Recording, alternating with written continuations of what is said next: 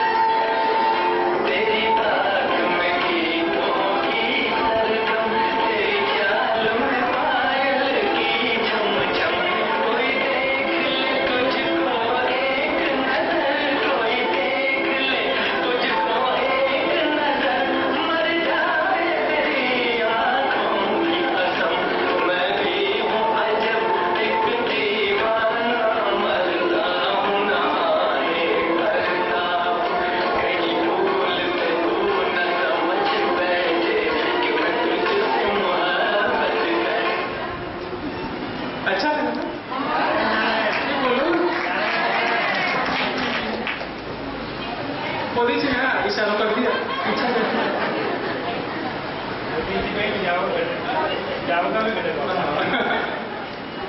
नारायण नारायण नारायण नारायण। एक बार जोर से। कितना अच्छा लगता है ना कि यदि हम अपनी बात मुख से नहीं कह सकते हैं तो इन गानों के माध्यम से सामने वाले तक पहुंचा देते हैं। तो आपको टिकट बजाना अपनी पत्नियों के लिए कितने खुश हो जाएगी। हाँ, प्रश्न है मुझे, माइक पे जरा सा। पानी आ गई। हाँ चलो बोलो। हाँ ऐसे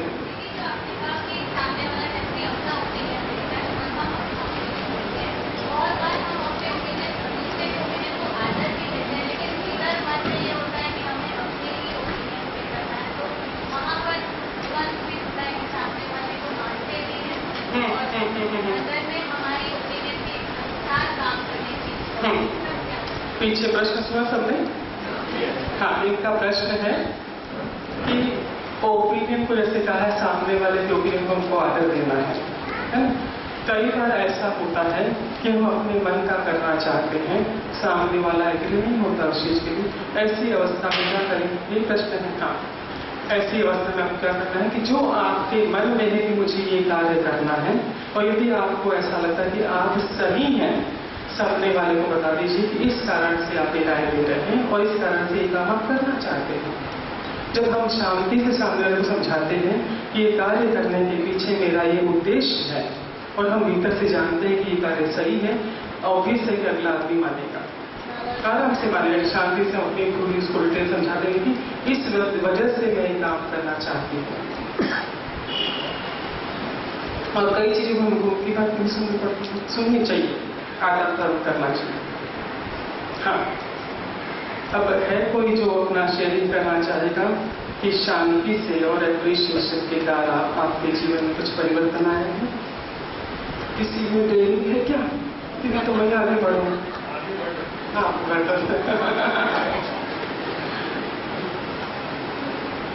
नहीं, पर्सनली शेयरिंग करेंगे आप लोग? देखो, ईमेल में आप लोग शेयरिंग करते हो, SMS से करते हो, फोन द्वारा करते हो, वन टू वन आके मिलते हो कि ये चेंजेस जीवन में आए, पर सामूहिक व्यक्तियों के बीच में करने की हिम्मत किसी की नहीं है। चलिए हम ही आगे बढ़ते हैं। एक बार जोर से बोल दीजिए।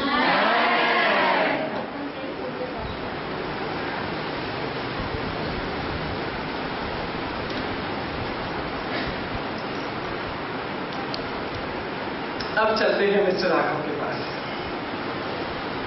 पिछली बार इसी सत्संग के दिन मदर्स डे था, याद है ना?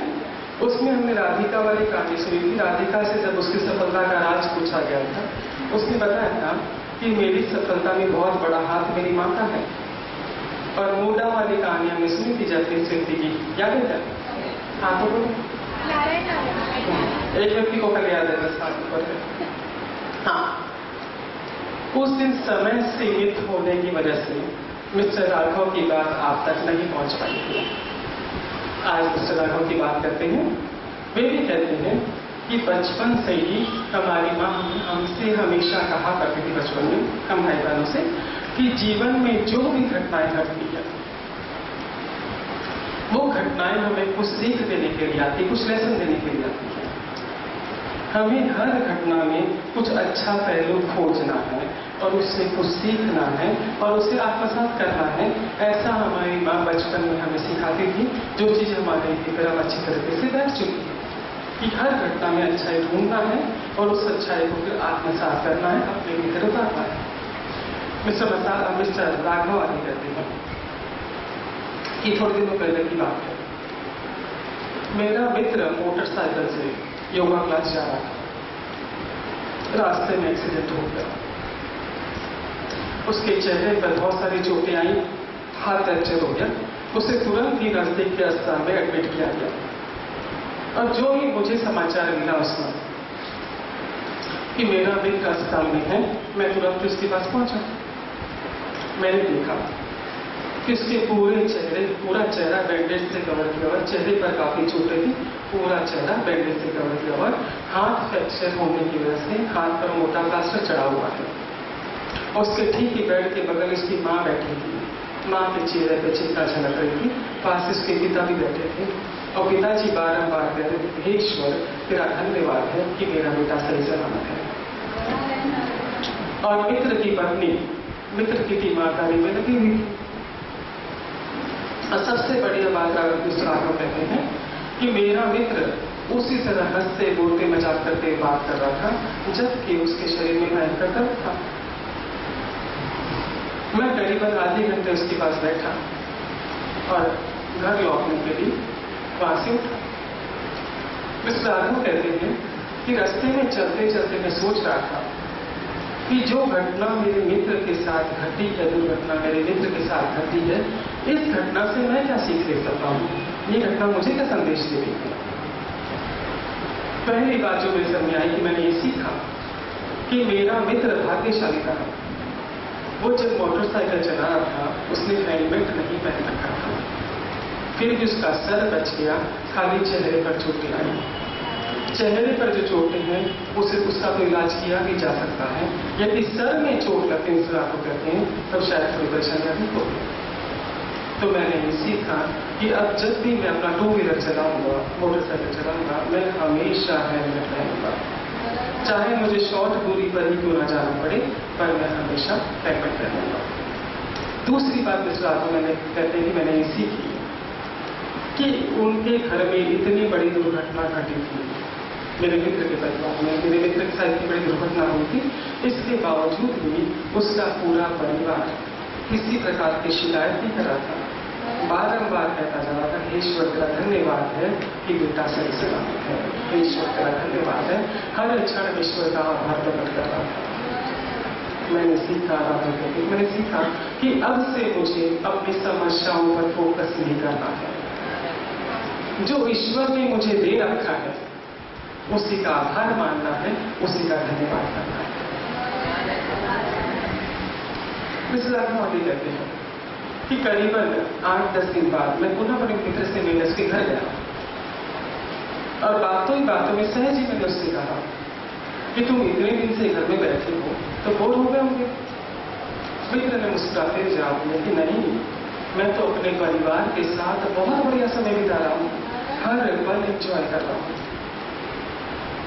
और उसे देखकर मुझे महसूस हुआ वालों कहते हैं कि इससे इस ब्रेक की बहुत जरूरत थी। और मैंने सीखा, मुझे एहसास हुआ वालों कहते हैं कि हम चाहे कितनी ही विपरीत परिस्थिति से क्यों न गुजर रहे हो, पर हमारा परिवार हमेशा हमारे साथ है।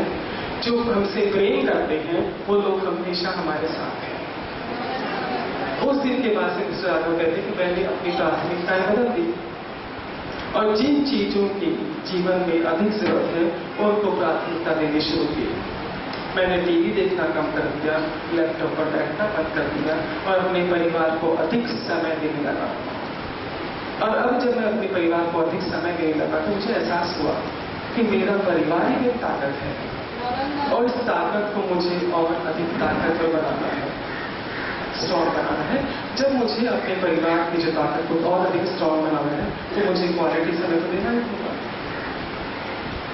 मैंने अपने परिवार को अधिक समय देना शुरू किया, अपने परिवार की अधिक केयर लेनी शुरू की, अपनी पत्नी की, अपने बच्चों की, अपने माता पिता की। इस बात को आगे कहते हैं कि 15 दिन बाद जब मेरे मित्र का बैंडेज खोला गया, डॉक्टर को देख के बड़ा आश्चर्य हुआ कि इतनी फास्ट रिकवरी कैसे हो गई। जितना सोचा था उससे भी अधिक फास्ट रिकवरी हुई। उसका कारण यह था, मिस्टर राठौर कहते रिकवरी फास्ट होने का कारण यह था कि पिछले कुछ सालों से मेरा मित्र अपनी हेल्थ पर, अपनी सेहत पर बड़ा ध्यान दे रहा था। नियमित योगा जाना, प्राणायाम करना, सात्विक भोजन, मेडिटेशन, उसी का नतीजा रहा कि इसकी रिकवरी फास्ट हुई। कुछ राठौर कहते कि मैंने सीखा कि यदि हम नियमित अपनी सेहत पर ध्यान देते हैं तो चुस्त तंदुरुस्त तो रहते ही रहते हैं, साथ ही साथ यदि कोई बीमारी आई भी तो रिकवरी फास्ट होती है। कुछ राठौर कहते कि उस दिन से मैंने नियमित योगा, प्राणायाम, वॉकिंग और डाइट फूड पर ध्यान देना शुरू कर दिया। उससे आगे कहते हैं कि मैंने मित्र से पूछा अपने कि आखिर ये सब हुआ कैसे, एक्सीडेंट हुआ कैसे। तो पता चला योगा क्लास से जब मेरा मित्र निकल रहा था तो लेट हो रहे थे। समय पर योगा क्लास पहुंचने के लिए गति तेज कर दी मोटरसाइकिल की, और जब मोटरसाइकिल की गति तेज हुई दुर्घटना घट गई। इस राठौर कहते कि मैंने सीखा कि मुझे समय का मार्जिन लेकर ही घर से बाहर निकलना है, ताकि जहां मुझे पहुंचना है वहां मैं शांति से पहुंच सकूं, न कि स्पीड तेज करूं और दुर्घटना घटे। इससे मैंने सीखा टाइम मैनेजमेंट और सेल्फ डिसिप्लिन। अंत में राठौर कहते हैं कि जो भी विपरीत परिस्थितियां हमारे सामने आती है, यदि हम उनके प्रति नकारात्मक नजरिया रखते हैं, शिकायत करते हैं, निंदा करते हैं, हमें कुछ हासिल होने वाला नहीं है। और यदि हम इन विपरीत परिस्थितियों को सकारात्मक दृष्टिकोण से देखते हैं तब हमारे भीतर ईश्वर के प्रति आभार प्रकट होता है। और जब हमारे भीतर ईश्वर के प्रति आभार आता है, हम जीवन में निरंतर प्रगति करते रहते हैं। तो हमें हर परिस्थिति को, खास तौर पर विपरीत परिस्थिति को सकारात्मक नजरिए के साथ देखना है, ताकि हम ईश्वर के आभार में डूबे रहें और जीवन में निरंतर प्रगति, उन्नति, सफलता प्राप्त करते हैं। नारायण नारायण नारायण नारायण। आज हमने सीखा मतभेद को मतभेद न बनने दे, समझदारी से हमें काम लेना है कि सामने वाला अपना ओपिनियन दे रहा है, हम अपना ओपिनियन दे रहे हैं, व्यक्तिगत रूप से नहीं लेना है। सेकेंड चीज, सामने वाले के ओपिनियन का, विचारों का हमें आदर सम्मान करना है ताकि हमारे संबंध घनिष्ठ हो। जब हमारे संबंध घनिष्ठ होंगे तो हम तन मन धन संबंधों से स्वस्थ होंगे, सुख शांति समृद्धि हमारे घर होगी और हमारे जीवन में होगा उन्नति करके सफलता। मिस्टर राघव से हमने सीखा कि परिस्थिति चाहे कितनी विपरीत क्यों ना हो, पर यदि हमारा दृष्टिकोण सकारात्मक रहेगा तब हम उस परिस्थिति से आराम से बाहर निकल पाएंगे, ईश्वर का आभार प्रकट करते हुए। और ऐसी अवस्था में हम रहेंगे तन मन धन संबंधों से मजबूत। और जैसा कि एक बार वापस हम रिपीट कर रहे हैं कि हमारा नारायण रेड्डी सत्संग परिवार का एक मिशन है, विजन है, सपना है कि हर व्यक्ति तन से स्वस्थ हो, मन से स्वस्थ हो, धन से स्वस्थ हो और आपसी संबंधों से स्वस्थ हो। हर घर में सुख शांति समृद्धि हो, हर व्यक्ति अपने जीवन में उन्नति प्रगति सफलता प्राप्त करे। और इसके तहत हमारे हर वीकली सत्संग चलते हैं बुधवार के दिन 11 से 1 मंदिर के नीचे, और हर महीने के सेकेंड रविवार को यहाँ पर, ताकि सकारात्मक बातों की चर्चा हो, प्रसंग प्रेरक प्रसंगों की चर्चा हो, जिनसे हम कुछ सीखें, हमारे विचार सकारात्मक हो। जब हमारे विचार सकारात्मक होंगे, हमारी वाणी सकारात्मक होगी, हमारे कर्म सकारात्मक होंगे। जब विचार वाणी कर्म सकारात्मक होंगे तो स्वाभाविक हमारे जीवन में उन्नति प्रगति सफलता। और 2 पंक्तियों के साथ आपको बेचारे इतनी बारिश में भी आए, उसका आपको धन्यवाद है। 2 पंक्तियों के साथ अपनी वाणी को ध्यान देना चाहूंगी कि कुछ कहूं मैं प्यार से, कुछ कहूं मैं प्यार से, कुछ सुनो तुम प्यार से। कुछ कहूं मैं प्यार से, कुछ सुनो तुम प्यार से। जिंदगी आपकी हर पल हंसी हो, जिंदगी आपकी हर पल हंसी हो, यही दुआ करूं मैं अपने परवरदिगार से। यही दुआ करूं। बहुत बहुत धन्यवाद। नारायण नारायण। आगामी हमारे जो